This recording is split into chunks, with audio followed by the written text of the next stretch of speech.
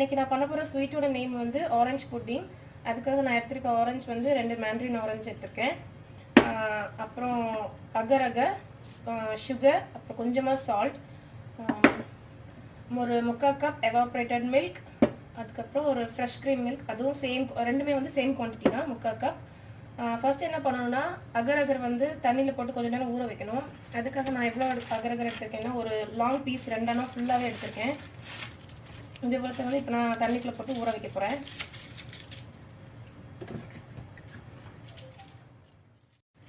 இப்போ இந்த அகர் அகரை வந்து இந்த மாதிரி பீசஸ் ஆக்கி ஒரு பவுலில் போட்டுட்டு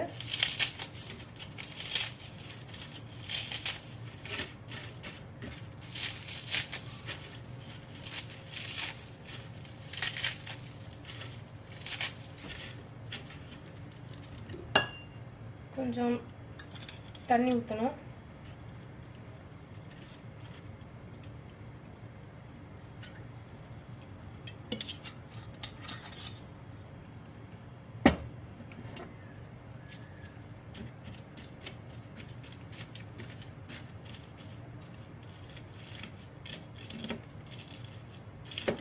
இது தண்ணிக்குள்ளே போட்டு ஒரு 1 செகண்ட்லேயே கொஞ்சம் நல்லா அப்படி மெல்ட் ஆகிடும் உங்களால் போட்டோன்னே.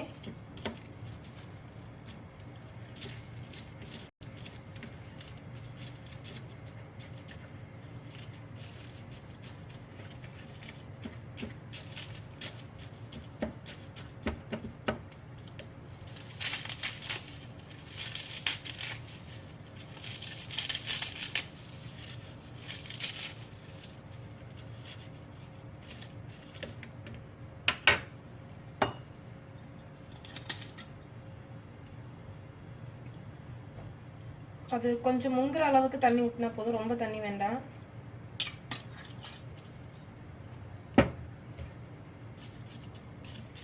இது ஒரு 5 to 10 மினிட்ஸ் நல்லா ஊறணும். ஊறினதுக்கப்புறமா இதை அடுத்து யூஸ் பண்ணலாம். அதுக்குள்ள நம்ம வந்து இந்த 2 ஆரஞ்சையும் பீல் பண்ணிடலாம்.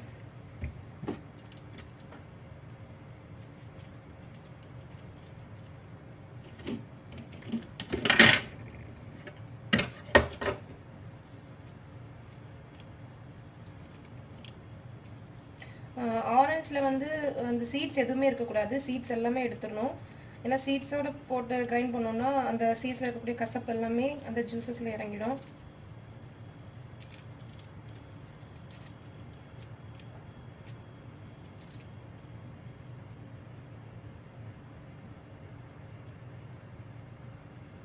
இந்த சைட்ஸில் இருக்கக்கூடிய இந்த நார் மாதிரி இருக்குது இது எல்லாத்தையுமே வந்து ரிமூவ் பண்ணிடணும் ஜூஸ் போடுறதுக்கு முன்னாடி.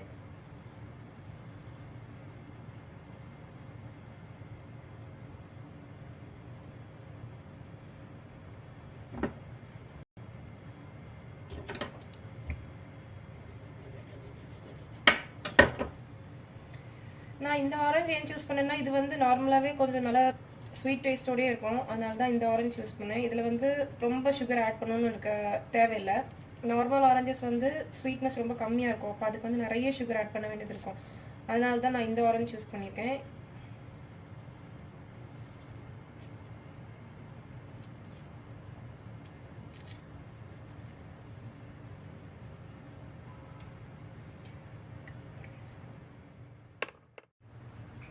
இப்போ இந்த ஆரஞ்செல்லாம் சீட்ஸ்லாம் ரிமூவ் பண்ணி எடுத்து வச்சுருக்கேன். இதை வந்து மிக்சியில் போட்டு நல்லா அடித்து ஒரு ஜூஸ் மாதிரி எடுத்துக்க போகிறேன்.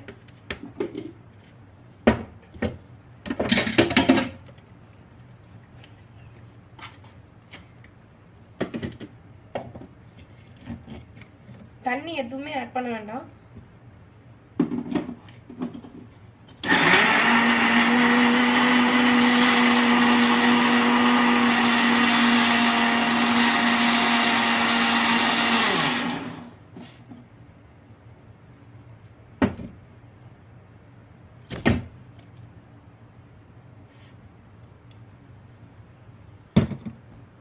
இப்போ இது ஃபுல்லாகவே வந்து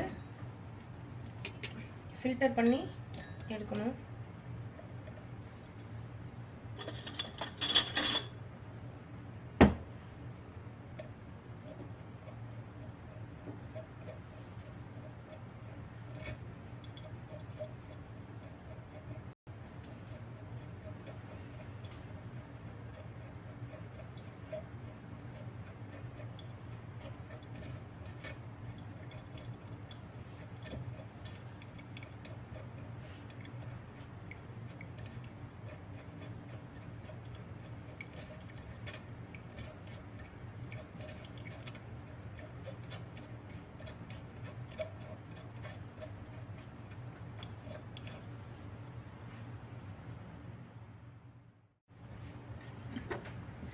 இப்போது நான் வந்து ஆரஞ்சு ஜூஸ் வந்து இந்த மாதிரி ஃபில்டர் பண்ணி ரெடி பண்ணி வச்சுட்டேன். அடுத்தது என்ன பண்ண போகிறேன்னா மில்கை வந்து காய்க்க போகிறேன்.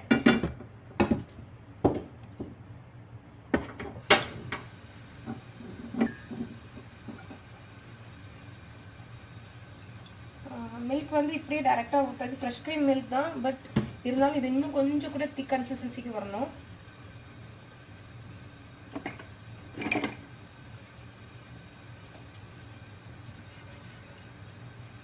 காய்க்கும் போது வந்து கொஞ்சம் ஹை ஃப்ளேமில் வச்சு காய்ச்சிட்டு அதுக்கப்புறம் கொஞ்சம் நேரம் லோ ஃப்ளேமில் வச்சு கொஞ்சம் திக் கன்சிஸ்டன்சி வர்றது வரைக்கும் மட்டும் பண்ணால் போதும்.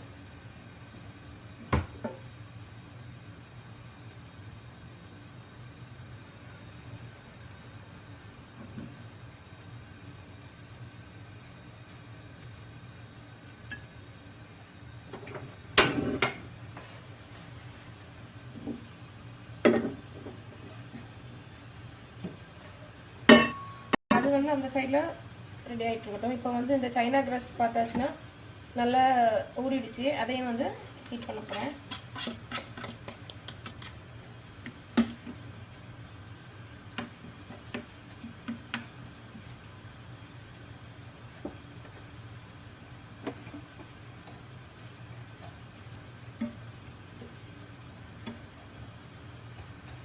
கொஞ்சம் வாட்டர் ஆட் பண்ணிக்கிறேன்.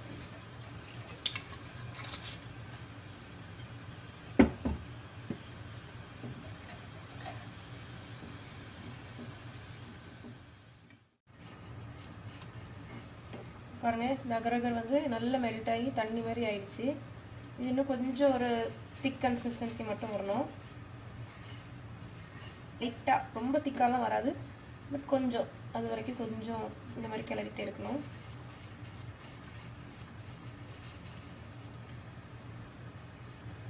மீன் டைம் பாலையும் செக் பண்ணிக்கணும். பாலும் வந்து ரொம்ப திக்கெல்லாம் ஆகணும்னு இல்லை, கொஞ்சமாக கட்டியான போதும்.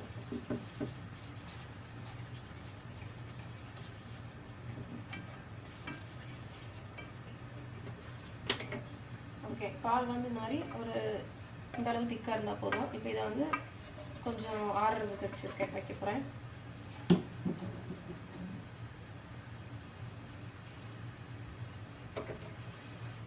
ஓகே, இதுவும் ரெடி ஆகிடுச்சு. இதையும் கொஞ்சம் நேரம் ஆற வச்சுட்டு அதுக்கப்புறம் எல்லாத்தையும் ஒன்றா மிக்ஸ் பண்ணலாம். அதுக்கப்புறம் பால் வந்து இந்த மாதிரி காய்ச்சி 3/4 கப்பை வந்து 1/2 கப் கொண்டு வந்தாச்சு. இப்போ எல்லாத்தையுமே வந்து மிக்ஸ் பண்ண போகிறேன். பால், இந்த எவாப்ரேட்டட் மில்க் வந்து இந்த ஆரஞ்சு ஜூஸ் வந்து ஆட் பண்ண போகிறேன்.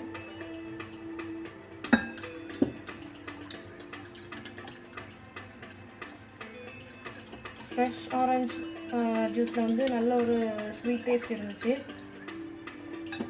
உங்களுக்கு இப்போ நல்ல ஸ்வீட் வேணும்னா நிறைய ஸ்வீட் ஆட் பண்ணிக்கலாம். ஸ்வீட் நல்லா கரையணும்.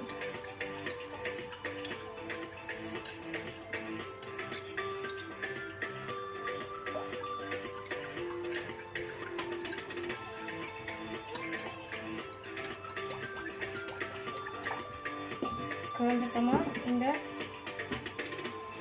அகர் அகரை மாற்றிக்கலாம்.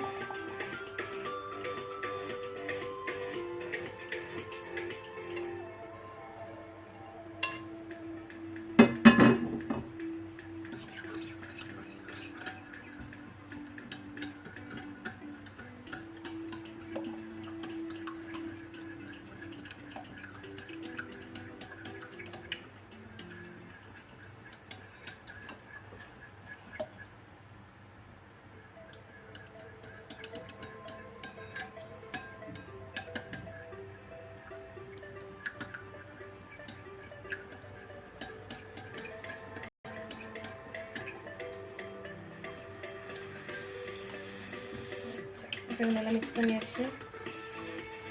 ஸ்வீட்டஸ்ட் எப்படி இருக்குன்னு லைட்டாக டேஸ்ட் பண்ணி பார்த்துக்கலாம்.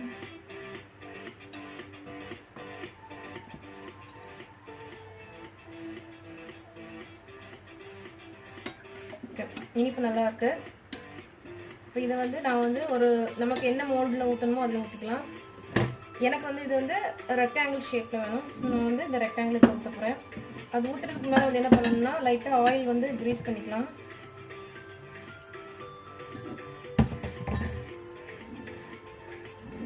கொஞ்சமாக ஆயில்.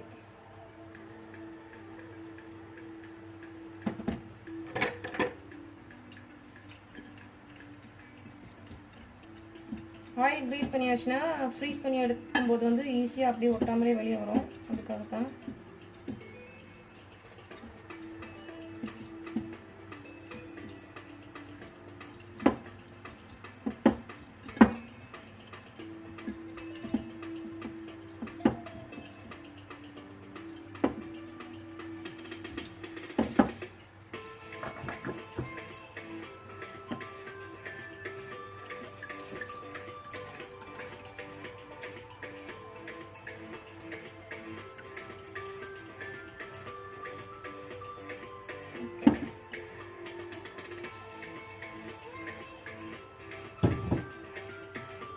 இதை வந்து இப்போ என்ன பண்ண போகிறேன்னா ஒரு 3 to 4 hours வந்து ஃப்ரீசரில் வச்சு நல்லா ஃப்ரீஸ் பண்ணி எடுத்துட்டோம்னா அது வந்து அந்த ஜெல்லி கன்சிஸ்டன்சியில் வந்துடும்.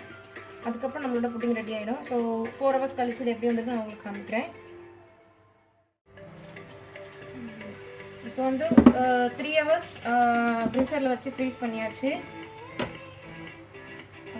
நல்ல புட்டிங் வந்து நல்லா ஸ்ட்ராங்காக இருக்குது. ஸோ இப்போ வந்து இதை வந்து பிளேட்டில் வச்சு எடுக்க போகிறேன்.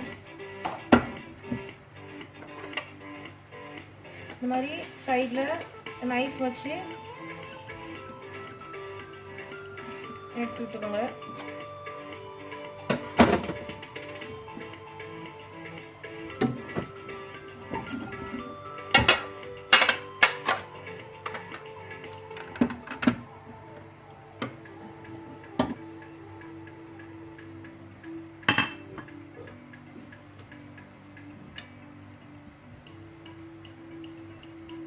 நல்லா சாஃப்டாக அழகாக இருக்குது. இப்போ இதை வந்து பீஸ் போடலாம்.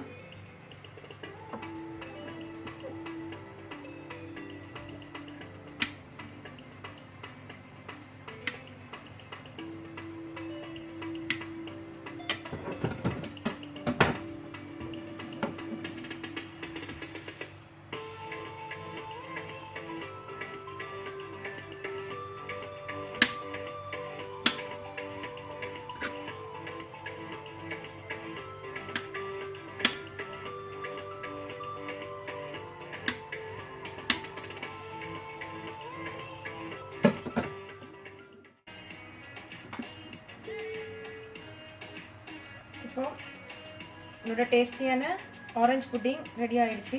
நல்லா சாஃப்டாக இருக்குது, சில்லுன்னு இருக்குது. இதை எடுத்து டேஸ்ட் பண்ணி பார்க்கலாம்.